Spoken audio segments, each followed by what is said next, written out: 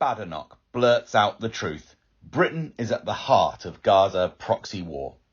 Tory leader says the quiet part out loud, admitting that both Israel and Ukraine are fighting for the West. By Jonathan Cook. If you've spent the last 20 months wondering why British leaders on both sides of the aisle have barely criticised Israel, even as it slaughtered and starved Gaza's population of more than 2 million people, you finally got an answer last week. Conservative Party leader Kemi Badenoch said the quiet part out loud. She told Sky, Israel is fighting a proxy war in Gaza on behalf of the UK. According to Badenoch, the UK, and presumably in her assessment other Western powers, aren't just supporting Israel against Hamas. They are willing that fight and helping to direct it. They view that fight as centrally important to their national interests. This certainly accords with what we have witnessed over more than a year and a half. Both the current Labour government of Prime Minister Keir Starmer and its Tory predecessor under Rishi Sunak have been unwavering in their commitment to send British arms to Israel, while also shipping weapons from the United States and Germany to help with the slaughter. If Badenoch is right that the UK is waging a proxy war in Gaza, it means that both British governments are directly responsible for the huge death toll of Palestinian civilians, running into many tens of thousands and possibly hundreds of thousands from Israel's saturation bombing. It also makes it indisputable that the UK is complicit in the current mass starvation of more than 2 million people there, which is indeed what Badenoch went on to imply in the coded language of political debate. In reference to Starmer's recent and very belated criticism of Israel's starvation of Gaza's entire population, she observed, "What I want to see is Keir Starmer making sure that he is on the right side of British national interests." According to Badenoch, Starmer's implied threat, so far entirely unrealised, to limit the UK's active collusion in the genocidal starvation of the people of Gaza could harm Britain's national interests. How exactly? Her comments should have startled, or at least baffled, Sky interviewer Trevor Phillips, but they passed unremarked. Badenoch's proxy war statement was also largely ignored by the rest of the British establishment media. Right-wing publications did notice it, but it appeared they were only disturbed by her equating the West's proxy war in Gaza with the West's proxy war in Ukraine. Or as the opposition leader put it, Israel is fighting a proxy war on behalf of the UK, just like Ukraine is on behalf of Western Europe against Russia. A column in The Spectator, the Tory party's house journal, criticised her use of proxy war to describe Ukraine, but appeared to take the Gaza proxy war reference as read. James Heal, the Spectator's deputy political editor, wrote, "By inadvertently echoing Russia's position on Ukraine, Badenoch has handed her opponents another stick with which to beat her." The Telegraph, another Tory-leaning newspaper, ran a similarly themed article headlined, "Kremlin seizes on Badenoch's Ukraine proxy war comments." The lack of a response to her Gaza proxy war remark suggests that this sentiment actually informs much thinking in Western foreign policy circles, even if she broke the taboo on articulating it publicly. To reach an answer on why Gaza is viewed as a proxy war, one Britain continues to be deeply invested in, even at the cost of a genocide, one must also understand why Ukraine is seen in similar terms. The two wars are more related than they might appear. Despite the consternation of The Spectator and Telegraph, Badenoch is not the first British leader to point out that the West is fighting a proxy war in Ukraine. Back in February, one of her predecessors, Boris Johnson, observed of Western involvement in the 3-year war between Russia and Ukraine. "Let's face it, we're waging a proxy war. We're waging a proxy war, but we're not giving our proxies, Ukraine, the ability to do the job." If anyone should know the truth about Ukraine, it's Johnson. After all, he was Prime Minister when Moscow invaded its neighbour in February 2022. He was soon dispatched by Washington to Kyiv, where he appears to have strong-armed President Volodymyr Zelensky into abandoning ceasefire talks that were well advanced and could have led to a resolution. There are good reasons why Johnson and Badenoch each understand Ukraine as a proxy war. This weekend, Keith Kellogg, Donald Trump's envoy to Ukraine, echoed them. He told Fox News that Russian President Vladimir Putin was not wrong to see Ukraine as a proxy war, and that the West was acting as an aggressor by supplying Kyiv with weapons. For years, the West had expanded NATO's offensive frontiers towards Russia, despite Moscow's explicit warnings that this would cross a red line.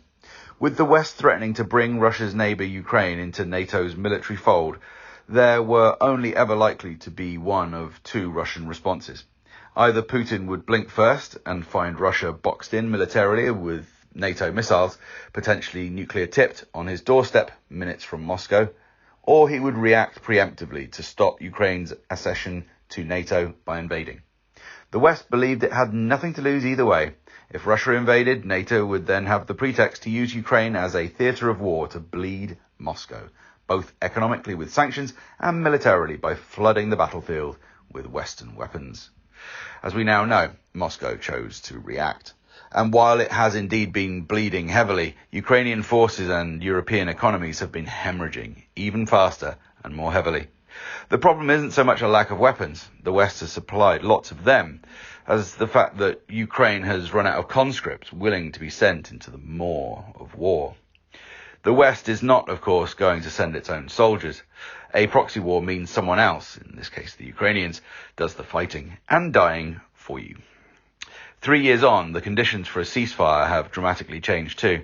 Having spilled so much of its own people's blood, Russia is much less ready to make compromises, not least over the eastern territories it's conquered and annexed.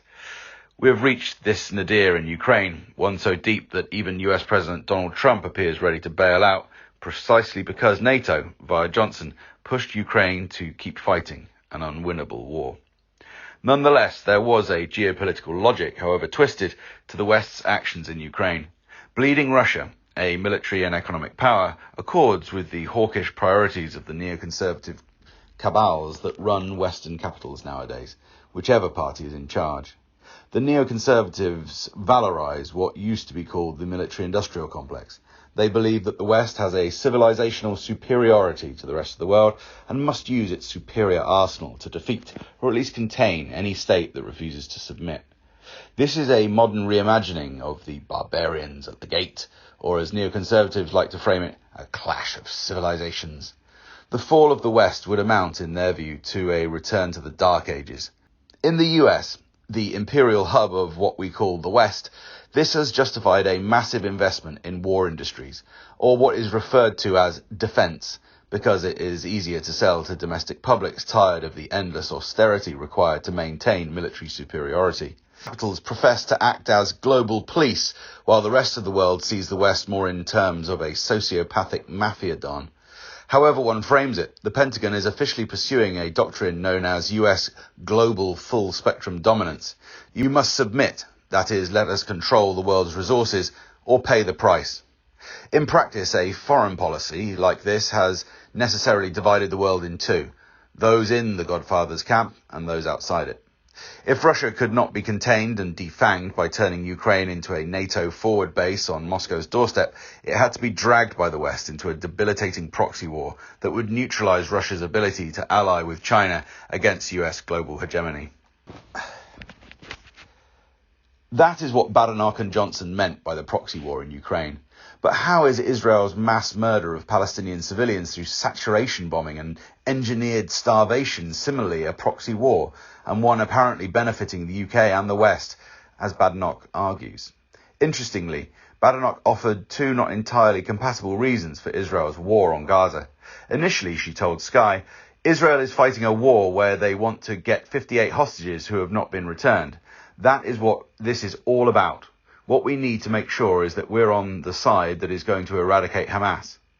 But even eradicating Hamas is hard to square with British foreign policy objectives. After all, despite the UK's designation of Hamas as a terrorist organisation, it has never attacked Britain, has said it has no such intention, and is unlikely to ever be in a position to do so.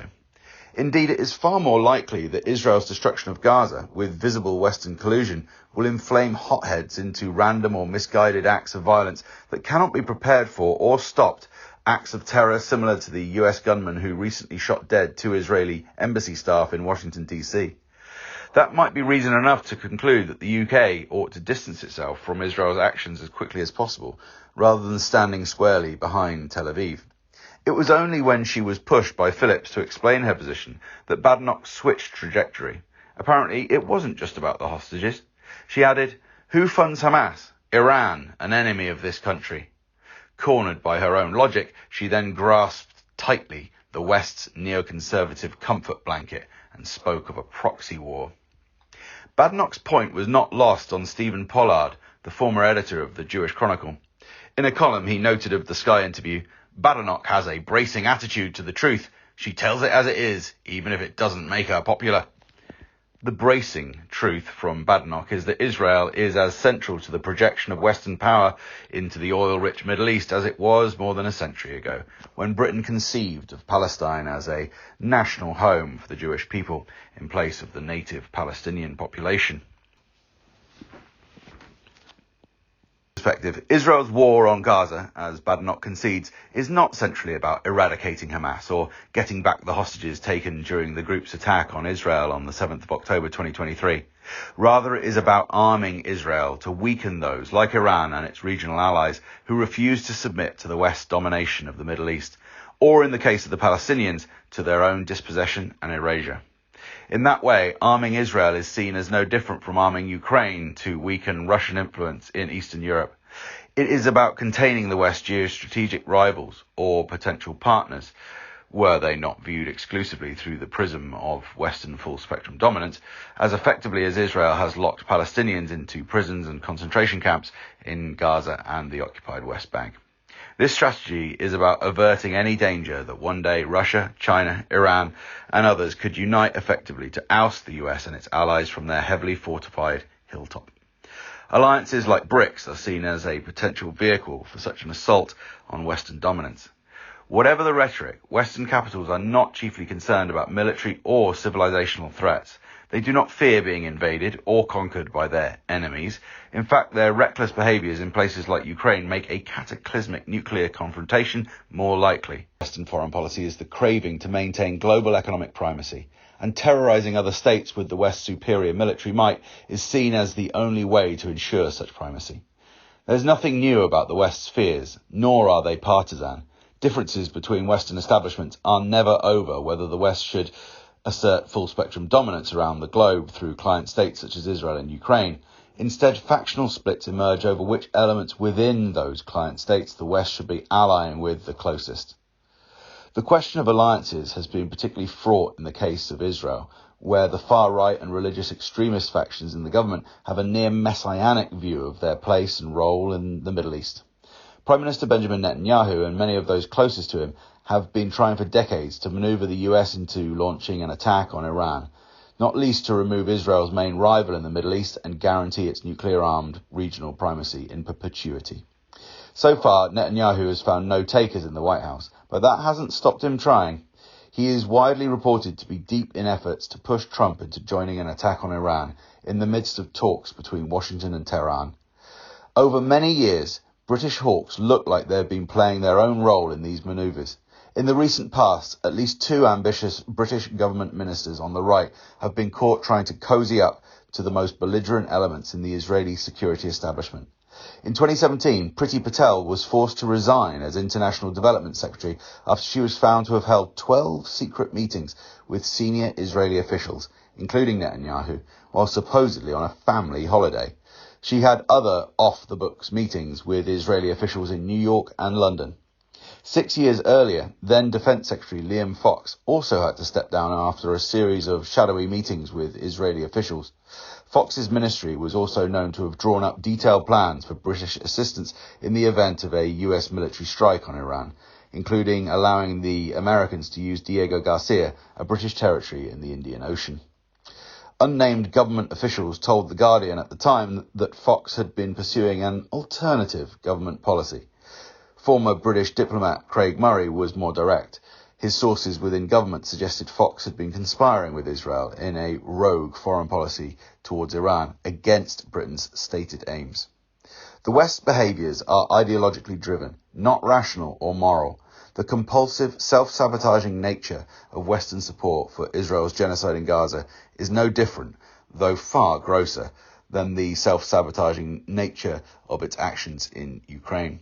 The West has lost the battle against Russia, but refuses to learn or adapt, and it has spent whatever moral legitimacy it still had left in propping up an Israeli military occupier bent on starving millions of people to death if they cannot be ethnically cleansed into Egypt first. Netanyahu has not been the easy-to-sell, cuddly military mascot that Zelensky proved to be in Ukraine. Support for Kiev could at least be presented as taking the right side in a clash of civilizations with a barbarous Russia. support for Israel simply exposes the West's hypocrisy, its worship of power for its own sake, and its psychopathic instincts.